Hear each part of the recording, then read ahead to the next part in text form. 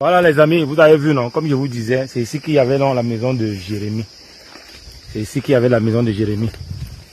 C'est toi qui construisais l'autre ici non Jérémie? Voilà, donc vous voyez un peu, Jérémie était comme ça là en train de construire sa deuxième maison. Il y avait une autre maison là. Comme vous pouvez voir donc les décombres là. Oui. Mais les forts, les gens qui ont la terre ont cassé. Ils ont coupé l'arbre dans les exploitants forestiers là. Ils ont coupé l'arbre comme vous pouvez voir, donc c'est tombé. Les branches ont tout cassé. Oui, il y avait une case là, il y avait une case ici. Ils ont tout cassé. Ils n'ont même pas donné même 5 francs à Jérémie. Jérémie me dit que même 100 francs on ne l'a pas donné. Et il y avait même ces choses dans la maison. Les gens là ont... Il y a un peu de tombeau pour mon enfant ici là. Oui, il y a la tombe de ton enfant ici. Oui. Ouais. Ils ont jeté le bois dessus. Ouais. Vous croyez un peu. Donc, ils viennent comme ça là, ils coupent. Ils ne demandent même pas, ils n'attendent même pas que Jérémie finisse de retirer les choses dans la maison. Et ils s'en foutent. Et quand ils coupent comme ça là, ça détruit. Ils ne donnent même pas, même 100 francs à Jérémie, que bon Jérémie, prends ça, tu achètes même les nattes ou bien tu aides, tu cherches les gens qui vont t'aider à tisser d'autres nattes pour que tu construises une autre case. Eux, c'est venu couper leur bois, tirer, partir. Ils s'en foutent de ceux qui sont derrière. Voilà.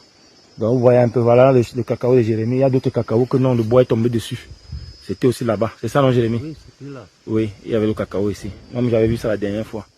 Donc, regarde, si on ne fait rien, c'est que les bacas ici en forêt, non, on les mate au dernier niveau seulement. Imagine que donc tu as ta case. On vient, on te dit, on coupe le bois aujourd'hui, retire tes choses.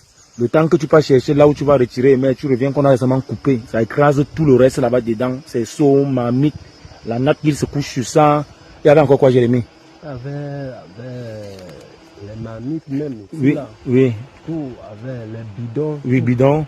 Tout avec les nattes, tout. Oui. Donc il y avait tout son matériel de maison était là. Mais ils ont coupé l'arbre, c'est tombé dessus. Et ils sont partis même sans dire au revoir, ils sont partis même sans chercher à savoir si le gars, comment il va vivre, où il va dormir, on s'en fout. On sait que non, voilà, il est en forêt, même s'il veut, il dort n'importe où, on s'en fout de ça. Pourtant, le gars de tout était tranquille. Donc les gars, je vais juste vous présenter la situation et de temps en temps un peu essayer de dénoncer certaines injustices que non, certains font vivre au Baka ici en forêt.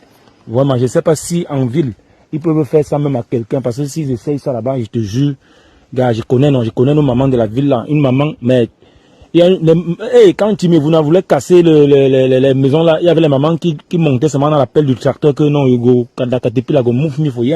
donc, mais comme c'est les Baka, donc tout le monde fait ce qu'il veut. Donc les gars, on est ensemble, moi je suis là, j'ai fait mes tours dans la forêt avec Jérémie. Il s'appelle Jérémie, il reste en forêt. Et c'est dans la forêt là que le gouvernement part souvent couper le bois pour aller vendre à l'étranger. C'est dans la forêt là que le gouvernement camerounais va couper le bois pour aller vendre à l'étranger. Le gouvernement est venu couper le bois. En coupant le bois, ça a cassé la maison de Jérémie avec ses choses à l'intérieur. Parce qu'on avait dit, il avait enlevé ses choses, il n'avait pas tout enlevé. Ils ont fini de couper le bois, ils sont partis. Sans se soucier que Jérémie doit dormir où. Jérémie va rester où?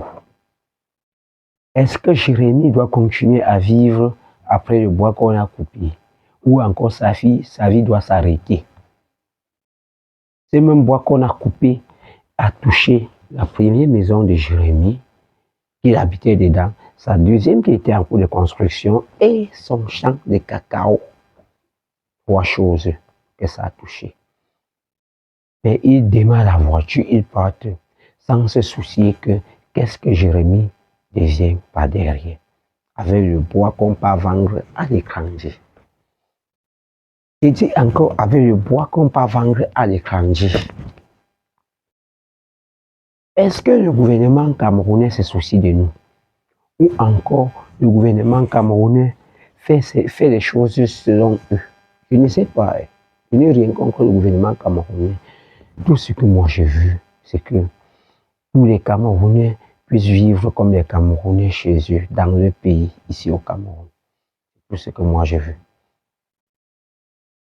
Je veux que moi, en tant que Camerounais, j'ai une vie normale en tant que Camerounais. Il ne faut pas que je mange bien et mon frère là-bas mange mal.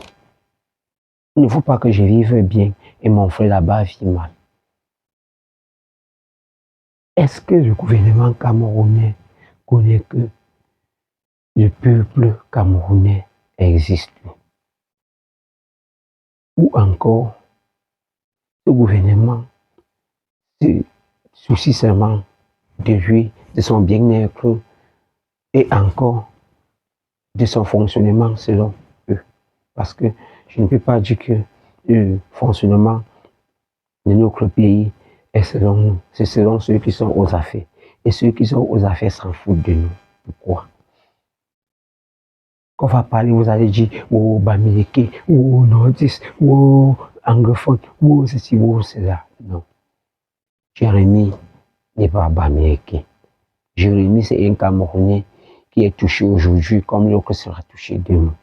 Et si on ne sensibilise pas maintenant, c'est que demain, on se retrouvera dans les mêmes situations.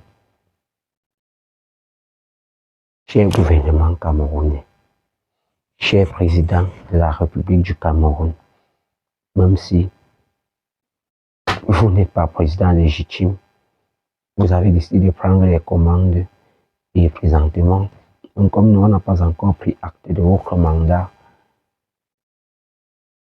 tant que vous êtes encore aux affaires, c'est à vous. On doit demander de vous soucier du bas peuple. On ne vous demande pas beaucoup. On vous demande seulement les routes, l'eau potable, le courant. C'est tout ce que nous, on vous demande. Les emplois, nous, on va se battre pour ça. Laissez les emplois parce que vous ne pouvez pas créer les emplois à la hauteur de nos attentes. Oui. Si déjà vous pouvez créer les emplois, c'est que vous n'aurez pas, c'est que le gouvernement ne venait pas vers nous dire qu'il y a les motos qu'on va distribuer aux jeunes. Donc, celui-ci passe le bac aujourd'hui, on l'achète des motos. L'autre passe le bac demain, on l'achète des motos. Moi, j'ai payé la pension de mon enfant, qui revient faire la moto après. Une interrogation. Merci, cher président. Merci, cher gouvernement. Merci, merci. Ceux qui sont aux affaires, de penser au bas peuple. Et ces bas peuples-là qui donnent aussi la force au gouvernement-là. Nous ne sommes rien sans vous et vous n'êtes rien sans nous. Donc, si on vous donne une place, donnez-nous aussi une place. Je suis El Baron Chinda, le médicament du stress, la voix des sans-voix. Merci de vous abonner, de partager, de commenter, de liker et de mettre en favori. Et oui. Yo la famille El Baron Chinda, je vous invite de me suivre sur Facebook, TikTok, Instagram, YouTube.